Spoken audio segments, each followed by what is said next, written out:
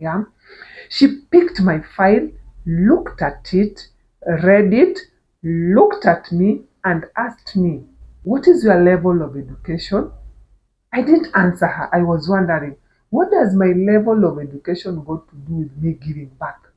She looked at me again squarely and asked me, "Why are you giving back like you did not go to school?"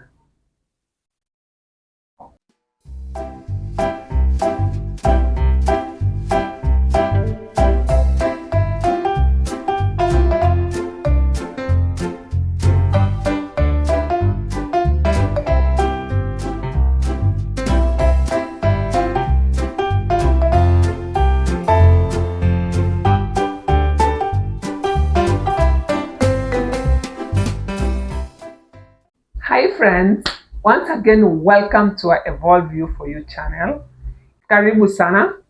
Today we are looking at, hey, after the wedding, what were your plans? What were your expectations? What happened? Did it match what you planned or did things go south? By the time I was getting married, did I say that I didn't even have plans? You see the way somebody normally comes and sit down and say, we'll have our firstborn after, then our a proper plan. I didn't have any friends. But still, I thought I thought it happened automatically. God will plan it for me. I thought maybe a year or two I'll still be girlish, just enjoying my marriage. I didn't plan I'll get to be a mother as fast as possible. It happened that a few a few months after my wedding, I started feeling funny. Funniness was quite unusual. I went to the hospital and I was told that I was pregnant. Yes, I was married, but I didn't expect it to be that fast.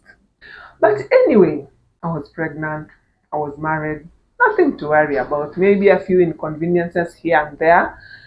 And and so as God will want it, after 9 months, I had my baby peacefully. And yes, it was all nice being a first mother. It was all good. A few months later, 5 months or six after giving birth, I started feeling funny.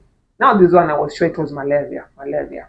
So I do what we normally do. I went to the nearby clinic and I told them I'm feeling this, and they told me, "Oh, that's what you're feeling. Fine. Suggesting we do a pregnancy test." I was like, "A pregnancy what?" They did a pregnancy test. The nurse came so happy. She was thrilled. I told her that this was my prayer request I had been praying for 10 years. She came and she was so happy and she shouted it into space. And I was like, "Ume, what? What have you just said?" She told me, "Madam, you're pregnant." Now, as we walked back home after that, Ume was quiet. When I knocked the door, my 6 months old baby crawled to me, smiling, happy, and tears fell in my eyes. And I was like, "What have I done to you?" I thought it was quite an injustice to her. She was only 6 months old.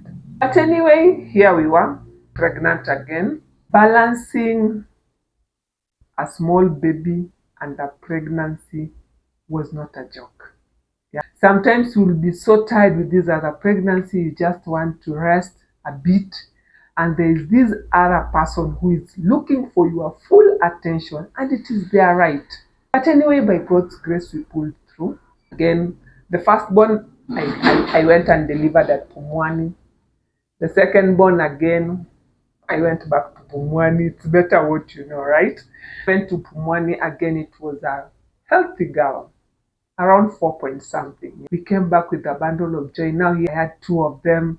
Sometimes they will both cry, and sometimes we just wish to put both of them to sleep. It was such a season. But anyway, by God's grace, I pulled through. And here I was doing them, running with them. Sometimes they are playing, sometimes they are fighting. It was all well. Now, again, we never learn. We never learn.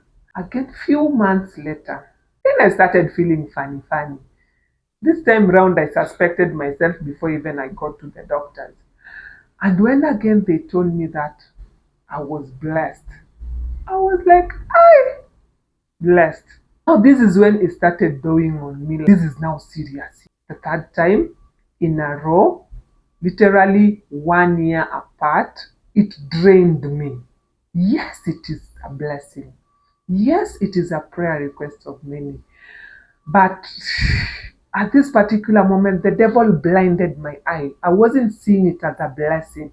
I was seeing like I was ashamed. I was seeing it like I didn't plan my life. I was seeing it like I wasn't handling it well as I ought to. And yes, I could have done better. But either way, there was another baby on the way, the third one. It went on well. And by this time, when I went to Pumwani, now this time I was a pro. I knew my way around Pumwani. This was my third time. I was even the one who would direct people. The ladies are there. You do this. Lunch is served at this particular moment. Don't worry, the doctor will come. Relax. It will go on well. I was more of in my own world. I was a pro. Then in one of the times when I was in the labor ward, you see the times you're normally told like, walk around. I don't know, it's good for the baby so that the baby can calm down. I was just walking around and then this nurse came. This nurse picked my file. Now, for those people who don't know me, I'm 6'2". Imagine a 6'2", then I'm pregnant. Although my pregnancies don't normally show because I'm tall, somehow they hide themselves somewhere.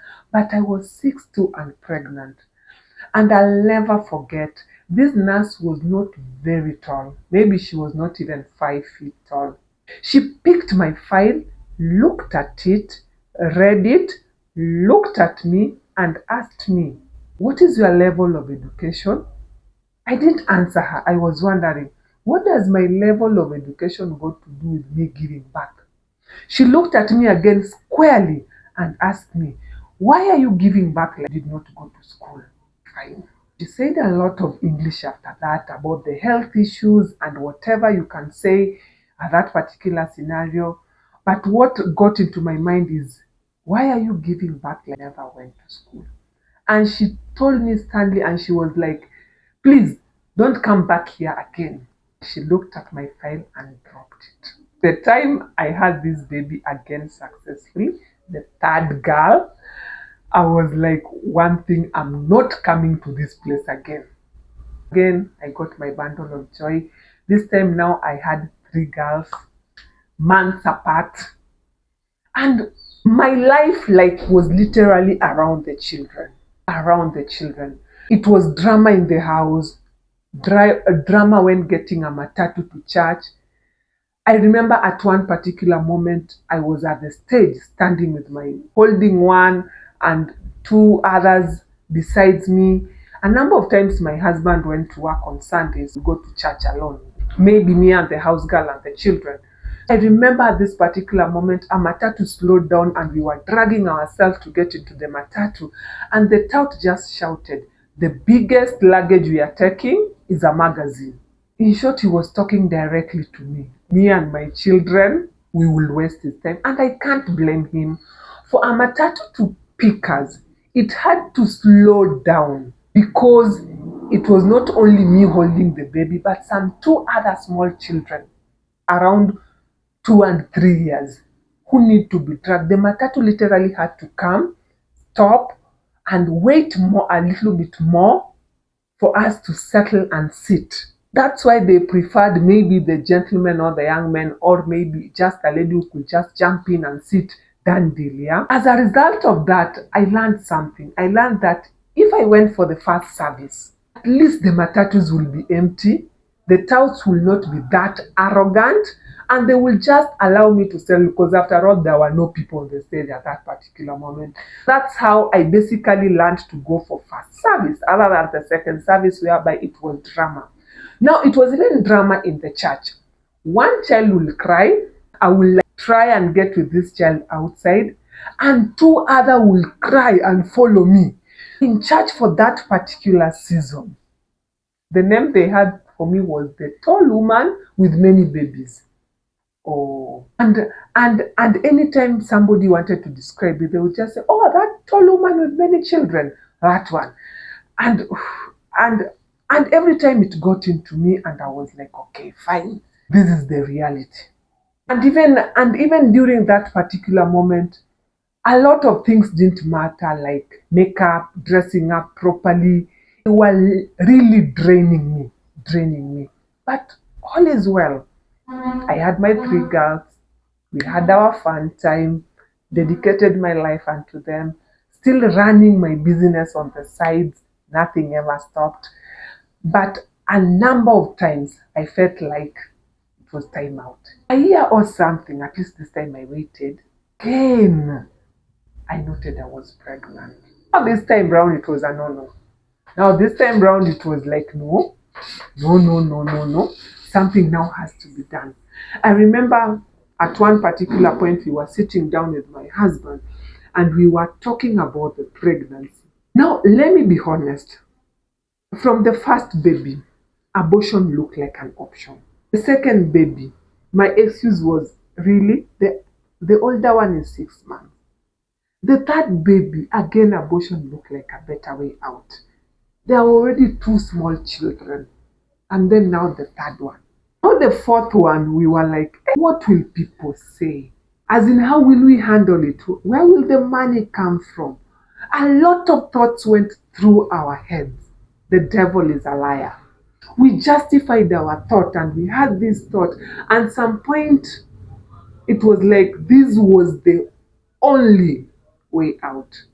Then at some point, I sat down and I asked. Now, in high school, at one point, they brought for us this video and they were showing us the way the abortion process is being done.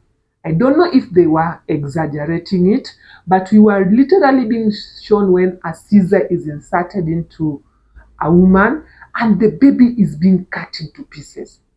Even at some point, I thought, whose body will all those things happen? And what if I die in the process? What will happen to the three children that I had? At some point, I said, oh, this is your thought, but if it is my body that is going to go through that drama, it's a no. I'm not going through an abortion. It was just such a tough time for me. And I remember I had this song from a local musician that will say, name it, name whatever you want from God.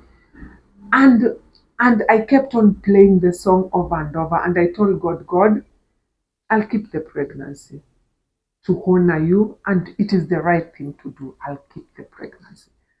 But in return, do me one favor. Please, can it be a boy? I imagine like these small children dancing around God, and I will tell God, just pick one, and give him to me. So that is what pushed me and held me and made me live one day at a time. It came towards when I was supposed to deliver. And remember, I said I'm not going back to Pumwani. I thank God I had had my three babies there successfully, normal delivery. Thank you, Jesus. But I said, no, I'm not going back to that place, lest I meet this nurse and she start lecturing me again whether I went to school or not. Looked for we looked for a nearby clinic around where we were staying, and we booked some taxi. Those days I think there were no Uber. And we booked some taxi and we agreed with this person that in case we'll need him in the middle of the night or maybe at the wee hours, we'll just call him. Now, as we had predicted, I started having my labor pains at around 3. We called the driver and the driver was like, I'll be there. Just give me some few minutes. We waited for this driver. We were calling him and he was like, I'm here. I'm almost here. I'm here. And then at some point he was like, I have arrived. And we were like, we are not seeing you. Where are you? Funny enough, where we were living, the stage that we were supposed to meet him was called Prime Rose. Where he had gone to wait for us was Ben Rose. For like 45 minutes, I was just there. I needed to be rushed to the hospital. But whoever we had agreed with to come didn't come. When later we noticed where he was and where we are, we redirected him and he came. And we went to the hospital. So when we got there, of course, it was a private hospital, maybe not with experienced doctors like where I gave birth to my other children, but we were there. And it happened that it was during back to school. I was still receiving some phone calls. My husband was in the shop, but he does not normally stay in the shop most of the time. So in most of the cases, he will call like, there's a customer for such and such a school. What is their uniform? What is the price? My phone was almost ringing throughout. At some point, the doctor asked me, he paused and he asked me, woman, do you want to give birth or do you want to sell? I just told my husband, you'll sort yourself. Let me do this business first. And I just put off the phone. By God's grace, the baby came successfully, and God heard my prayer. He was a baby boy. That was then. Raising four of them, all of them looked the same age. It was not a joke. It was not a joke. But anyway, I thank God that I did not abort any of them and I kept all of them. The first baby years of them was something. I remember they all used the same baby coat. All of them. Yes, we would remove one when the other had come. At some point, they will fight for the baby coat. There was a time whereby we had come from the hospital with a new baby. It's like we were removing the smaller one from the baby coat. One of the days we found when she had crawled into the baby coat and slept next to the baby. How can you blame her? This was her baby coat, and now a stranger had invaded it. During all this season, I learned to balance my life. I learned just to enjoy the moment because I had four amazing children to raise. I have also used the very same children to market our school uniform business. I don't have to worry about, I don't know, looking for children online. I just have to dress them in school uniforms and take their pictures and use them for marketing. Yeah. So that's why I'm saying it works. God works in different ways. The Bible says that all things worketh together for the good for those people who love the Lord and are called according to his purposes. At that particular moment, the whole drama looked a bit confused. I'm sure even these people who branded me names like the tall woman with many children, if they only knew what was happening, maybe they could have not named me whatever the names they gave me. I remember at one particular moment I was from serving in a VBS, and on that day we got into a matatu. It was raining. First of all, it rained on us. Me and the four children alone, they were still children. It rained on us. We got to a matatu. The matatu was full. We had to stand till where we were going to alight. And just before we alighted, I noted a black car getting into the club. I just whispered a prayer to God. I told God, this person is going to drink and he's alone in the car. And here I am from serving you, and I've stood in the car with four children and we have been rained on. We have to alight and walk again some distance. Most probably, maybe we'll still be rained on as we go. I told God, like, no, you have to provide for me a means of transport. And actually, I think it is through that prayer that today I walk around with them buckled in our 7-seater car. And I normally say, like, people might see this, but I wish they knew the genesis of where everything started. Whenever I normally go somewhere, the first comment is normally like, are they twins? Who is older than the other? Are they all your children? Are you sure? And they are smart. It looks like that now. But at some particular point, when they were all following me, maybe crying, all looking for my attention, they didn't look like that. Who's today's video meant for? Today's video is meant for that particular couple who are contemplating abortion. They are like, should we abort it or not? Somebody might be shocked. Couple, go and check the statistics. A lot of people who terminate pregnancies are married people. A husband and a wife sit down and they say, okay, fine, we are doing away with this. It's happening over and over. So today, maybe this story was just for one particular person. Keep the pregnancy. We have a song in our country that says that every child comes with their plate. I don't know how true that is. But what we know is that God will not take you through what He cannot give you victory. In the name of honoring God, in the name of that child that deserves life, keep the pregnancy. You might be watching this and you are a young girl, maybe not married the way I was married, maybe under very hard circumstances, or maybe even the pregnancy is a product of rape. Just keep the pregnancy. I'm normally very keen to hear the story of some of the celebrities we celebrate, and some of them were not conceived in very good conditions.